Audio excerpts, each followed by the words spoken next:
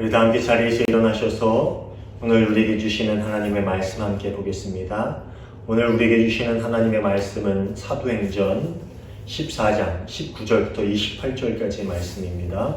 사도행전 14장 19절부터 28절까지의 말씀 제가 받들어 읽겠습니다. 유대인들이 안디옥과 이고니온에서 와서 무리를 충동하니 그들이 돌로 바울을 쳐서 죽은 줄로 알고 시외로 끌어내치니라.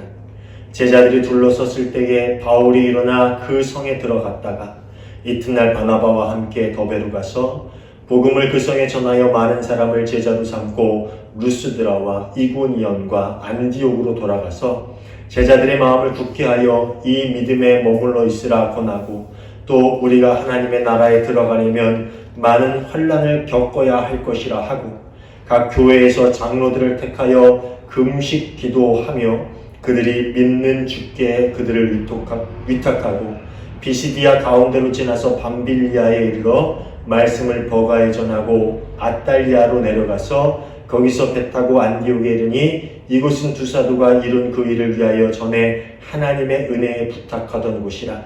그들이 이르러 교회를 모아 하나님이 함께 행하신 모든 일과 이방인들에게 믿음의 문을 여신 것을 보고하고 제자들과 함께 오래 있으니라. 아멘. 이는 오늘 우리에게 주시는 하나님의 말씀입니다. 자리에 앉아주시기 바랍니다. 오늘도 함께 예배하는 우리 모두에게 주님의 평화가 있기를 간절히 소원합니다. 우리 지난주에 함께 말씀을 보았듯이 장애를 가지고 태어나 평생 걸어본 적이 없는 사람을 고친 이 바울과 바나바는 이 루스드라 사람들에게 신이라 여겨지고 숭배의 대상이 되었습니다. 만약 그들의 칭송과 숭배를 그냥 못 이기는 척하고 받아들였다면, 만일 그들이 그렇게 하였다면 어쩌면 이곳에서만큼은 비시디아 안디옥이나 또 이고니온에서처럼 박해를 받거나 내쫓기는 일 없이 좀 다른 대우를 받지 않았을까라는 생각을 해봅니다. 어쩌면 복음을 전하기 위한 수단으로 그들이 숭배하는 것을 잠깐 받아들이자라는 그럴듯한 핑계로 그들의 행동을 그렇게 적극적으로 막지 않을 수도 있었습니다. 그렇지만 바울은 그렇게 하지 않았지요. 아주 단호하게 그들의 행동을 막으며 참 복음을 전하는 이유에 대해서 다시 한번 설명했습니다. 그들이 더 이상 헛된 우상이나 사람을 섬기지 않고 오직 세상의 주인이신 하나님만을 믿고 경배하기를 바라는 마음으로 그들에게 복음을 전하고 하나님의 진리의 말씀을 다시금 선포하였지요. 그런데 루스드라 사람들은 이런 바울의 마음과 바울의 가르침을 조금도 이해하지 못했던 것 같습니다.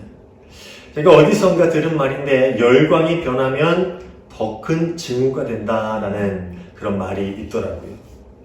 바울과 바나바를 향한 열광이 식고 변하자 그들은 이제 바울과 바나바에 대한 실망과 또 그들을 향한 의심의 마음을 품기 시작합니다. 아마도 내가 신이 아니다, 나도 너희와 똑같은 성정의 사람이다 라고 말하는 그들을 향해서 그들이 신이 아니면 도대체 뭐지? 라는 의문을 품기 시작했을 것이고, 그리고 그들 또한 같은 사람이다 라는 말을 듣고 마음속에 큰 실망감이 생겼을 것입니다.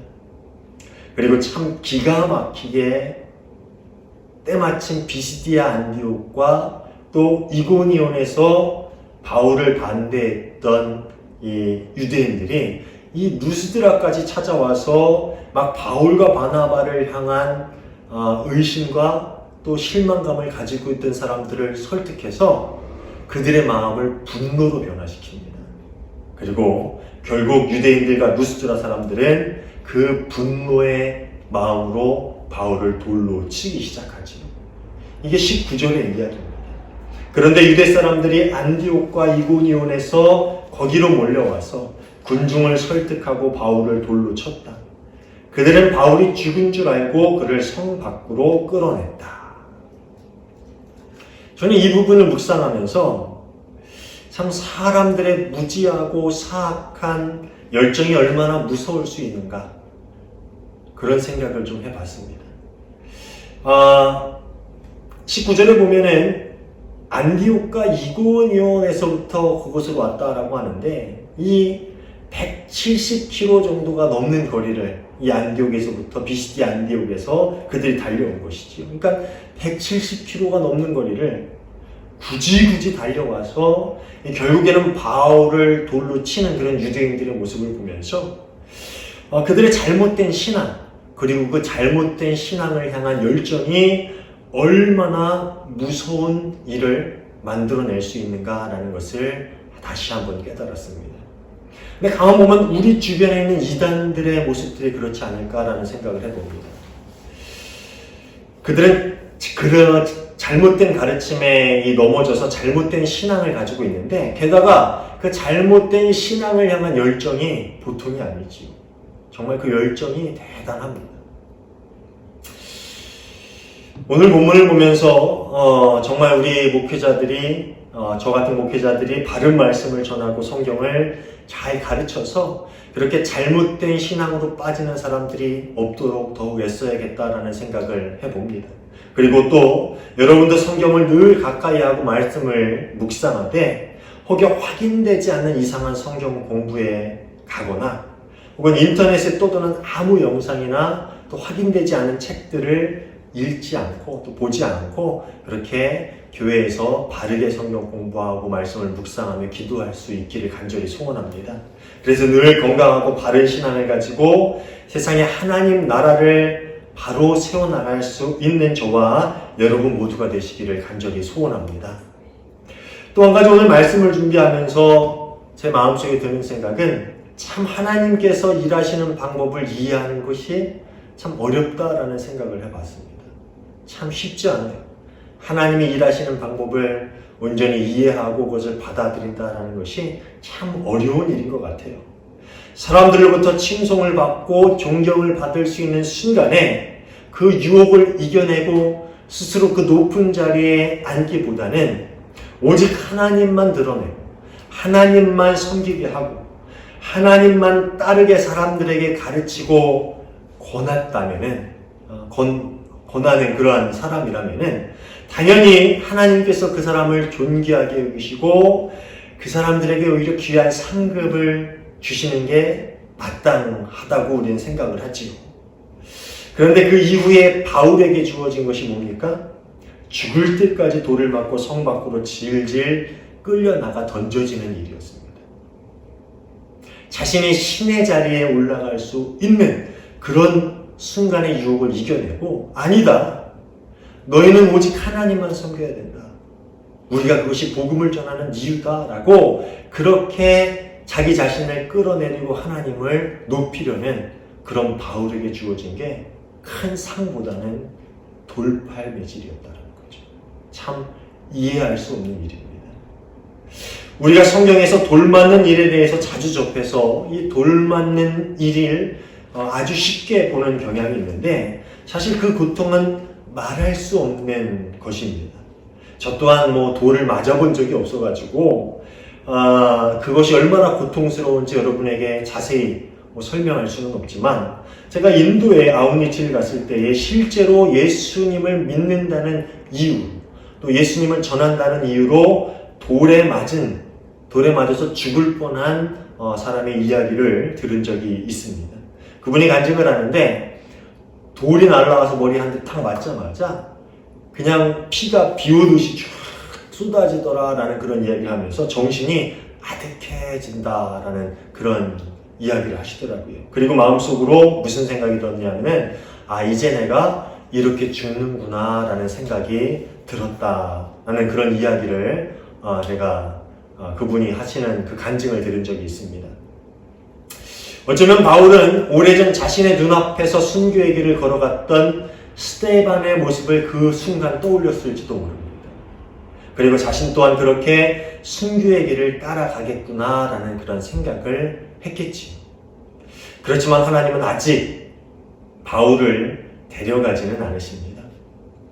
돌을 던지던 유대인들과 루스드라 사람들은 바울이 쓰러져 움직이지 않자 그가 죽은 줄로 알고 성 밖으로 데려다 그를 던져버립니다. 20절을 보면은요, 제자들이 바울이 걱정돼서 그의 주변에 둘러섰다라고 나오는데, 아마도 바울과 함께 온 일행들과 또 루스드라에서 복음을 전했을 때 전도된 사람들이 나와서 바울 주변을 둘러싸고 있었던 것 같아요. 근데 그들이 왜 나와서 바울의 주변을 둘러싸고 있었을까요? 살아나나 안 살아나 보려고요? 아마도 바울이 죽은 것으로 생각이 돼서 그를 장례 지내주기 위해서, 장례 치러주기 위해서 그렇게 바울 주변을 둘러싸고 있었을 것입니다. 하지만 바울은 제자들이 지켜보는 가운데 다시 일어섭니다.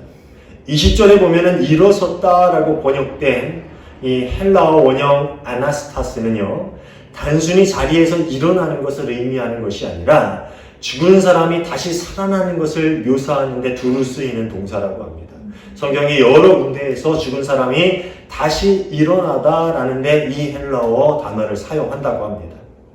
따라서 바울이 진짜 죽었다가 다시 살아난 것까지는 아닐지라도 많은 사람들이 보기에는 거의 죽었다라고 여겨질 정도로 죽음 직전까지 간 상태였다라는 것을 짐작해 볼 수 있는 부분이지요.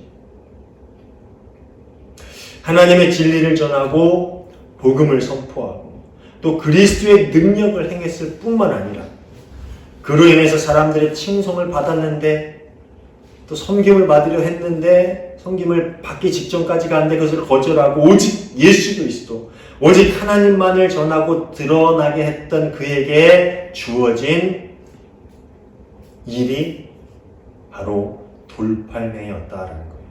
참 이해하기 힘든 일이죠.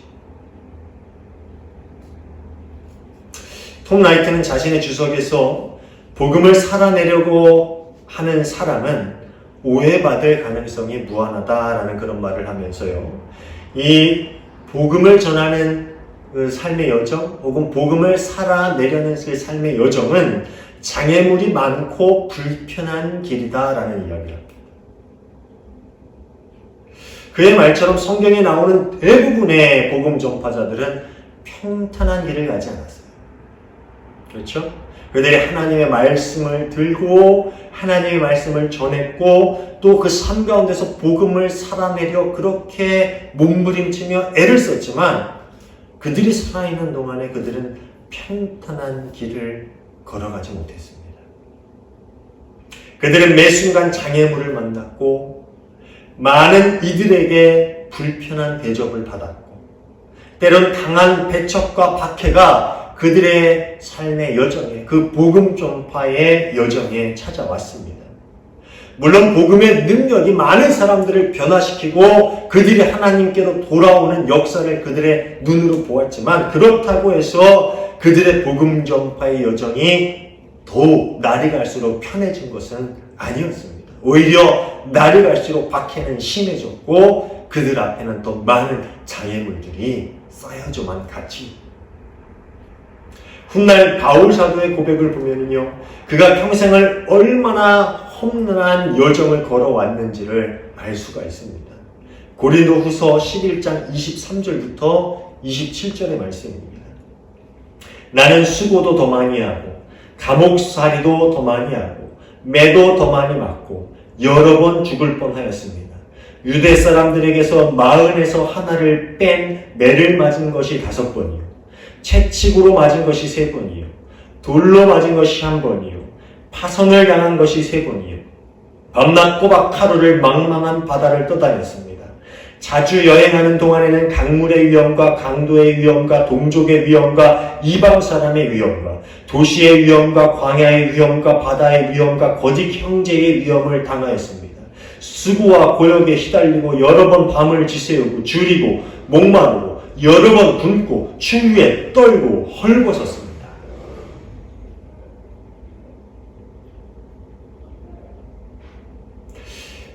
바울이 평생 걸어왔던 길은요, 정말 그 고백을 들었을 때 누구도 그 뒤를 따라가고 싶지 않은 그러한 여정이었습니다. 사랑하는 여러분, 하나님의 일을 한다는 것, 복음을 위해 하루하루 살아간다는 것, 아니 복음을 하루하루 살아낸다는 것, 그것은 평탄한 길을 쉽게 편하게 걸어가는 것이 아닌 것만은 분명합니다. 그 길은 때로 오해도 받고, 때로 무시도 받고, 때로는 핀잔도 당하고, 때로는 공격도 당하고, 때로는 손해도 있고, 또 때로는 모욕도 당하고, 심한 경우에는 핍박을 받을 수도 있는 그러한 길임에는 분명합니다. 그것이 성경이 우리에게 이야기해주는 복음을 살아내는 사람들의 삶의 여정입니다.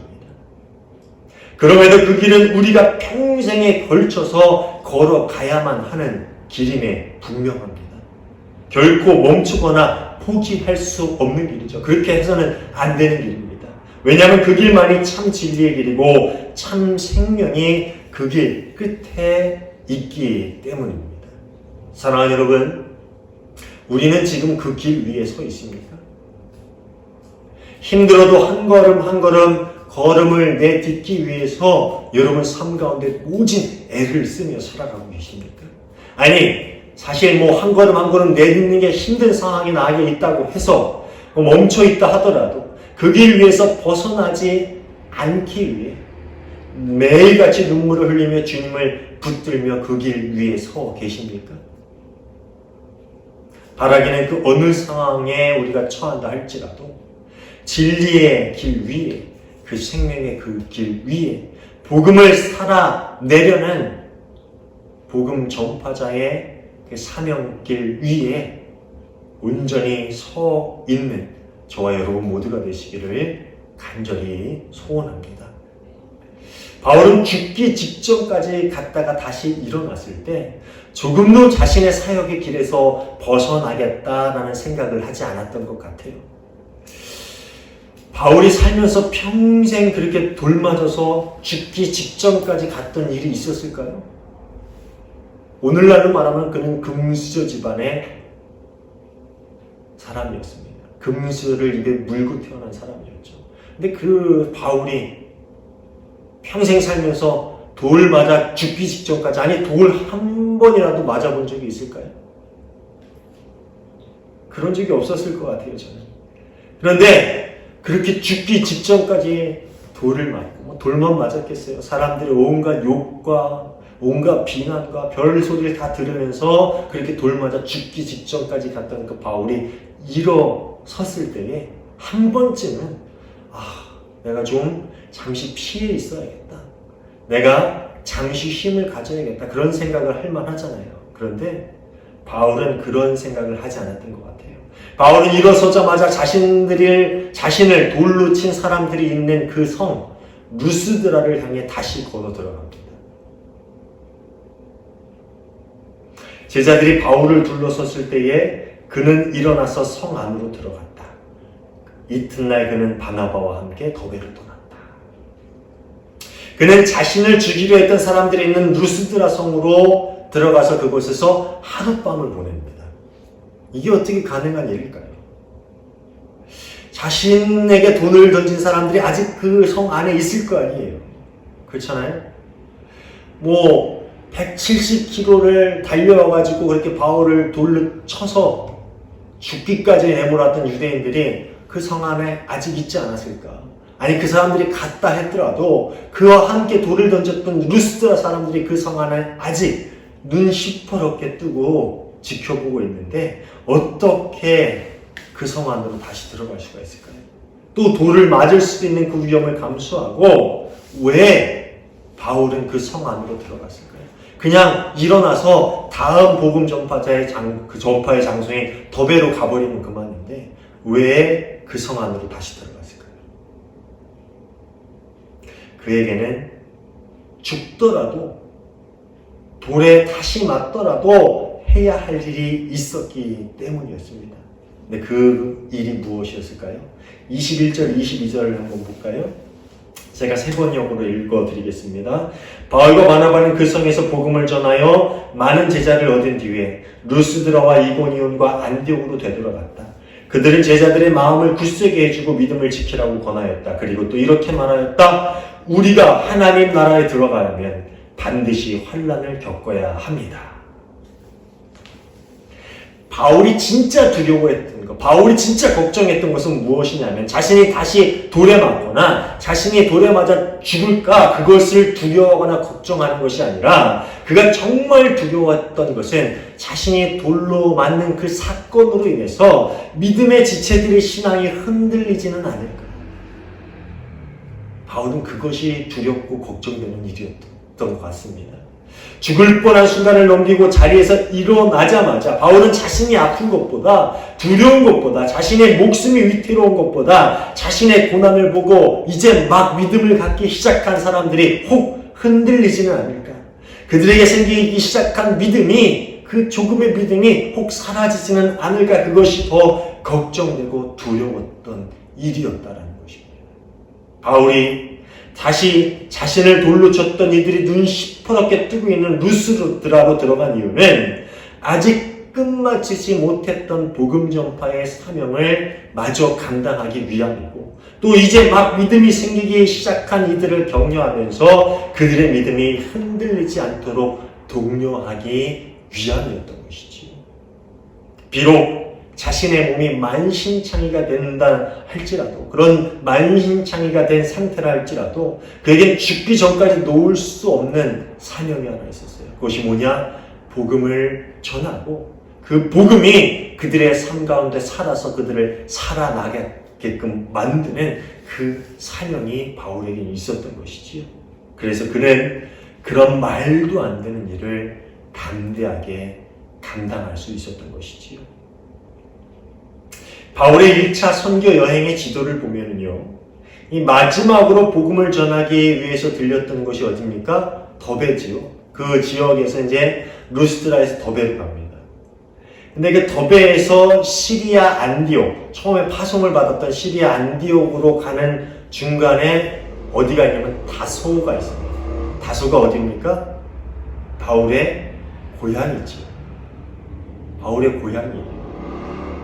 어쩌면 처음으로 감당한 그 선교의 여정 가운데 너무나도 힘들고 너무나도 위험한 일을 당했던 바울이 안디옥으로 가는 도중에 고향인 다소에 들려서 조금의 쉼을 얻고자 하는 그런 마음을 갖게 되는 것. 그게 어떻게 보면 사람으로서 당연한 일이 아니었을까라는 생각을 할 수 있지요.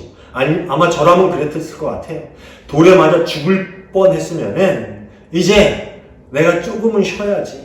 힘들어서 못하겠다. 조금은 쉬어야지 하면서 다소로 가서 얼마간 고향에 머물러 있다가 시리아 안디옥으로 돌아갈 수 있었을 것 같아요. 아마 그랬을 것 같아요. 그런데 바울은 그렇게 하지 않았지요.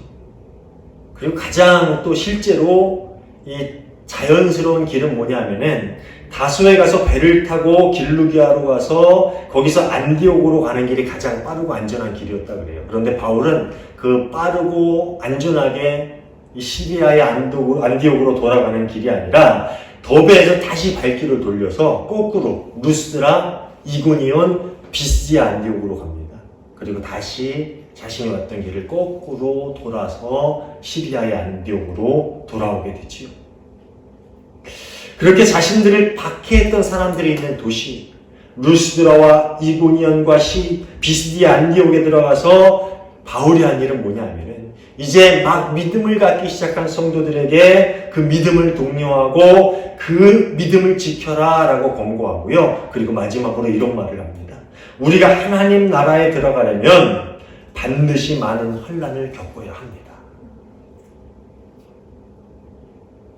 그는 그들의 믿음이 흔들리지 않기를 바랬어요.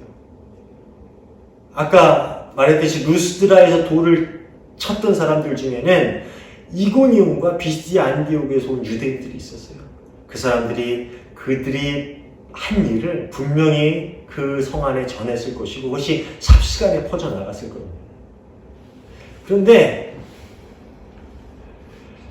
그로 인해서 그들의 믿음이 흔들리지 않게 하기 위해서 바울은 다시 그 길을 돌아서 자신들을 돌로 쳐 죽이려 했던 사람들이 있는 그 도시로 다시 들어가게 됩니다.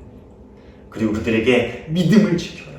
하나님 나라에 들어가기 위해서는 반드시 많은 환난을 겪어야만 한다라는 그런 말을 했던 것이죠. 바울이 어떤 일을 당했는지를 보고 들어서 알고 있는 사람들에게 이 바울의 이 말은 정말 큰 부담으로 다가왔을 것입니다. 더군다나 이 이방신을 섬기던 사람들은 그동안 어떤 신앙을 가지고 있었던 사람들입니까? 그동안 물질적인 복을 위해서 혹은 육신의 건강이나 즐거움을 얻기 위해서 우상을 섬기고 제사를 드리고 미신을 따르던 그런 사람들이었습니다. 그런데 이 사람들에게 바울의 이 가르침은 매우 충격적으로 다가왔을 거예요. 내가 너희에게 복음을 전하는데 참 세상의 주인이신 하나님과 그리고 하나님의 아들이신 예수 그리스도, 이 땅의 구원자로 오신 예수 그리스도를 전하는데 그 복음, 예수를 믿고 그리스도인으로 살아가는 그 복음을 갖고 살아가기 위해서는 반드시 많은 환난을 겪어야만 한다. 이게 이방 사람들이 듣기에 얼마나 황당한 이야기였을까요? 얼마나 받아들이기 힘든 충격적인 이야기였을까요? 하지만 바울은 이런 가르침을 그들에게 반드시 전할 수밖에 없었습니다. 그것이 복음을 들고 세상을 살아나가라는 성도라면은 반드시 겪어야 할 삶이었기 때문입니다. 이제 그동안 헛된 우상을 섬기면서 세상적인 즐거움을 얻고자 살았다면 이제 세상의 주인이시고 구원자이신 삼위일체 하나님, 그 하나님을 따르는 삶을 살아야 된다. 그런데 그 참된 믿음의 길에는 많은 환난이 있어. 많은 고난이 너희를 기다리고 있어. 많은 어려움을 겪어야 할 거야. 그렇지만 그 길이 참 생명의 길이고 참 구원의 길이다. 바울은 그 말을 이제 막 믿음을 갖기 시작한 성도들에게 전할 수밖에 없었습니다. 그것이 복음의 참 진리였기 때문이지. 종종 교회에 처음 나온 분들 중에는 교회에 나오면 복을 받는다라는 믿음으로 교회를 나오기 시작한 분들이 계십니다. 그리고 실제로 그것은 틀린 말이 아닙니다. 예수님 믿으면 복을 받지요. 하나님은 우리를 이 세상에서 지키시고 보호해 주시는 우리의 아버지가 맞으시지요. 아닙니까? 맞죠? 하나님은 우리의 아버지입니다. 우리를 지키시고 보호해 주시지요. 그리고 바울이 루스드라 사람들에게 했던 말처럼 하늘에서 비를 내려주시고 철을 따라 열매를 맺게 하시고 먹을 거리를 주셔서 우리들의 삶을 풍요롭게 하시고 우리 마음에 기쁨을 주시는 분이 맞습니다. 하나님 그런 분 맞으시죠? 아니에요? 맞잖아요. 그렇지만 믿음을 가지고 복음을 살아나간다라는 것은 그런 세상적인 것들로부터 벗어나 스스로 환난의 자리를 마다하지 않고 걸어가는 것을 의미하기도 합니다. 어린아이와 같은 신앙에서 시작했다면 이제 걷고 뛰고 달릴 수가 있는 그런 신앙의 성장을 경험하게 되면은 이제 스스로의 편안함의 자리에서 일어나 고난의 자리로 달려가는 것이 복음을 살아나가는 그리스도인의 삶의 모습일 것입니다. 흔히 사서 고생이다라는 말을 들어보셨을 텐데 안 돼도 되는 일을 괜히 해서 고생을 한다라는 말이 사서 고생이다라는 말이죠. 그런데 이 말은 세상에서 좋은 뜻으로 쓰이지 않아요. 좀 빈정되는 말투로 쓰이는 거죠. 그렇지만 복음을 살아나가려고 애쓰는 사람들에게 이 말은 좋은 말입니다. 반드시 이렇게 해야만 하는 말이지. 가만히 편안한 삶을 살 수 있음에도 불구하고 복음을 전하기 위해 스스로 불편함을 찾아 나서는 삶. 가만히 있으면 이득을 볼 수 있는 일이지만 복음을 살아나가려다 보니까 손해를 감수해야만 하는 삶. 남들이 하는 대로 하면 아무 일 없겠지만 스스로 복음을 따라가려다 보니까 남들에게 눈총도 받고 핀잔도 받고 때로는 괴로운 일도 생기는 삶. 복음을 살아나가려 하다 보면은 어쩌면 이런 일들은 아주 자연스럽게 우리의 삶 가운데 찾아오게 될 것입니다. 그것은 우리가 아주 자연스럽게 복음을 살아나가려다 보면은 그렇게 겪게 될 일이라는 말입니다. 그리고 그것이 우리 그리스도인들에게는 가장 합당한 삶이고 하나님께서 원하시는 삶의 모습이라는 것을 우리는 분명히 기억해야 합니다. 사랑하는 여러분, 우리가 복음을 살아내려 불편함도 마다하지 않고 어떤 환난도 두려워하지 않는 그런 참된 그리스도인이 될 수 있기를 간절히 소원합니다. 그래서 이 땅 가운데 우리가 복음을 전하고 복음을 살아나감으로 하나님 나라가 확장되어지고 세상 끝까지 예수 그리스도의 기쁜 소식, 복음이 전해지는 역사가 일어날 수 있기를 주님의 이름으로 축원합니다. 기도하겠습니다. 하나님 감사합니다. 저희를 택하셔서 참 그리스도인 삼아주시고 세상 가운데 복음을 살아나갈 수 있는 믿음과 용기를 주심에 감사를 드립니다. 그 길이 힘들고 험한 길이라는 것을 우리가 기억하고 어떤 순간에도 쓰러지거나 낙심하지 아니하고 예수 그리스도를 바라보며 그 길을 담대히 걸어나갈 수 있도록 주님 도와주시옵소서. 스스로 편안함을 박차고 일어나 불편함으로 달려가는 삶, 스스로 고난과 환난을 향해 뛰어드는 그런 용기, 그런 믿음 신앙을 저에게 허락하여 주시고 그렇게 복음을 온몸으로 살아나갈 수 있는 참된 그리스도인이 되어 세상 가운데 복음을 증거하고 전하고 하나님 나라를 확장해 갈 수 있는 저희 모두가 되게 하여 주시옵소서. 저희 모두의 삶 가운데 주님 동행하시며 힘을 주실 줄 믿고 감사하며 예수님 이름으로 기도하옵나이다. 아멘.